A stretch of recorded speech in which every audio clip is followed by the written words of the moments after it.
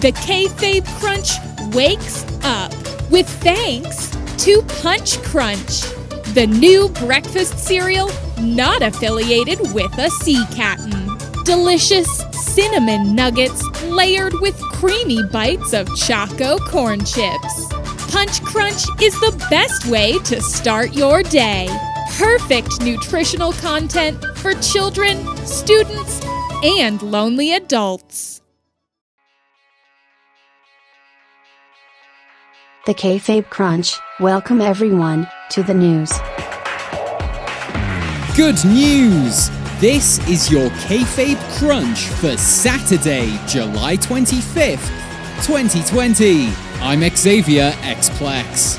Coming up, we have all the latest from SmackDown. Plus, I begin my 3-part documentary into the origins of professional wrestling. But first, on this day in grappling history, in 1993, Jim Cornette made his WWF debut as the American spokesman for Yokozuna. A controversial 90s character who struggles to speak clear English, Cornette still enjoys success as a podcaster and cult leader.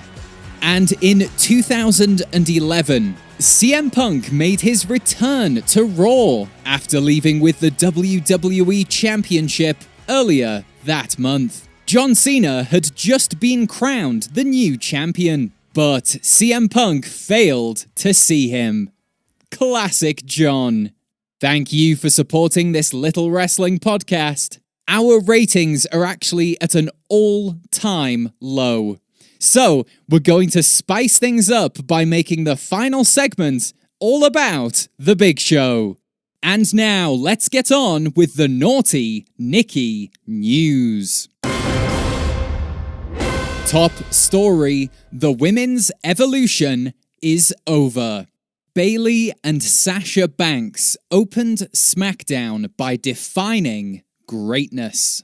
Many would say it's cliché to begin a speech with a dictionary definition. But Webster's Dictionary defines cliché as a phrase or opinion that is overused and betrays original thought.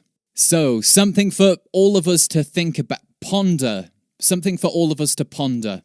Together, they declared the women's evolution as over. They stated it started with them, and so it ends with them.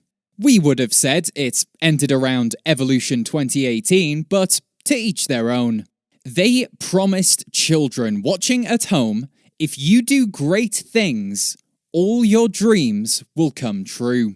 Of course, if your dream was to do those great things, then they will have already come true by virtue of doing said great things. And if you only did those great things for your own benefit, were they ever truly great? God, I sound like a great philosopher, like Damien Sandow or something. Nikki Cross and Alexa Bliss had enough and got rather aggressive with the champions, prompting Bayley to ask if Cross had forgotten to take her rabies medicine. To which the answer was no. As Cross responded, "I had a shot!" Bayley agreed to a rematch with Cross, but only if she can beat Alexa. And with the help of some rib-based deception, she did. It will now be Bayley versus Cross next week for the SmackDown Championship. That's right, we say SmackDown Championship here at the Kayfabe Crunch, as there isn't an equivalent men's belt, so no room for confusion. I mean, we don't call it the Men's Universal Championship. With the recent one in the rearview mirror, it looks like we might need to start another women's evolution. As for the 19th time in history, we've stopped implementing real equality. God, I sound like such a famous activist. Like Daniel Bryan or something. Now it's time for your fast count, the tiny tank on the ankle of news. Eddie Kingston's surprise opponent for Cody. Some critics say this booking was a little tacky, but we thought It was very tacky. Bray Wyatt announces the Fiend has been unleashed while talking to his own severed head. So, something of an unreliable source.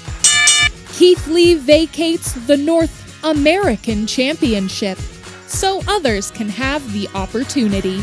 Interesting contradiction, as he shows love for opportunity but active hate for America. Jeff Hardy defeats Sheamus in a bar fight. Thankfully, Hardy managed to resist the monkey on his back, although not the massive iguana on his shoulders who tells him to jump off stuff. Naomi continues her rivalry with Lacey Evans, so apparently Naomi deserves #exactly the same. Gran Metalik becomes #1 contender for the Intercontinental Championship, reminding everyone that's a wrestler who exists. King Corbin suggests Matt Riddle should go to 205 Live, reminding everyone that's a show that exists. The Young Bucks win a Falls Count Anywhere match against a professional butcher. My producer has asked me to cleave this alone and not hook audiences with half-rumped puns. But I think I'll meet him halfway. And that's your Fast Count. You've been counted out. I will not join your brand. And now it's over to me. Not the me you're hearing right now, but a diligent me from several weeks ago, tackling the origins of our great sport. This is the history of professional wrestling. Part 1. Origins. What if history? And more importantly, what if the history of professional wrestling? Before the McMahons, before the Rhodes, hell, even before Okada, there was a time when pro wrestling was not so sleek in its presentation. These were the before times. Pre-Pyro. Wrestling began in Germany in the mid-19th century, when travelling showmen would hire a strongman, offering local scallywags the opportunity to knock their blocks off. And if they did, they'd receive 300 marks and a hot sausage supper. These strongmen were given nicknames to help with the promotion and branding. Names such as Alfred, the Raging Ox Bastard, or Edvard, the Bavarian Man-Dog, or even Otto, the Plump. They were promoted as athletes by the showman and travelled from town to town, grappling in front of crowds as small as 10 and as large as more than 10. Eventually, the showman stopped having the strongmen bash members of the public to bits. As one strongman, Johann, the reasonably priced butcher, caused permanent brain damage to roughly 20% of the male population of Miltenberg, which crippled both the economy and the poor gents who stepped up to the 6'2" Johann, which was absolutely massive back then. One showman, an American by the name of Roderick Dowling, had the idea to make the strongmen fight each other. And the rest, as they say, is history. Which I will now explain to you in some detail. The year is 1898. The city is Chicago, Illinois. The time is around 5:15 on a pretty balmy Sunday. A crowd gathers to watch the catcher's catch-can't scrap between Paul, the angry lighthouse keeper, and Jack, the placid lighthouse keeper. It was the turn of the century and was a common and noble profession.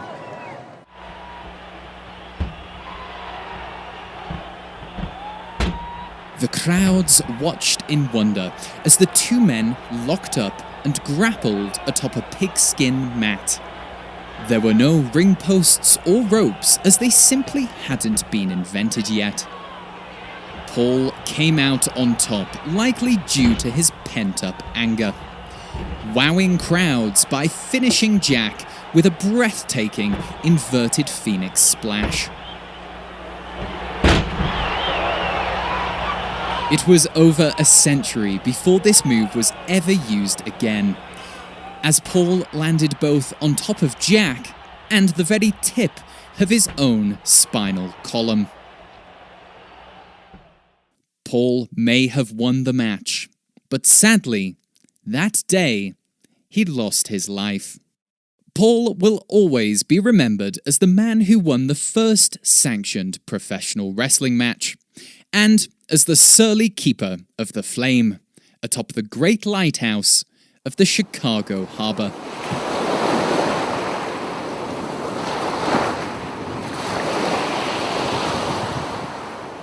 Without men like Paul, many of our precious ships would never have made it to port. Ships carrying meat from England, beer from the old country, and flamboyant wigs from France. As I stand here and watch the lighting of the Great Flame, which today involves the flicking of a switch and protrusion of a 10,000-watt beam across a salty sea, I'm reminded of Paul and his bravery, and I'm left to wonder, did he practice his inverted phoenix splash by jumping from this very tower into the ocean below? And if so, why didn't he practice more?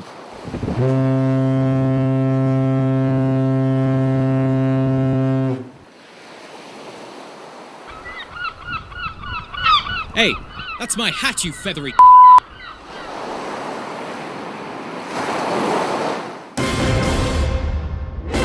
And there's just Why time... did you have a different voice in that segment? What? I didn't.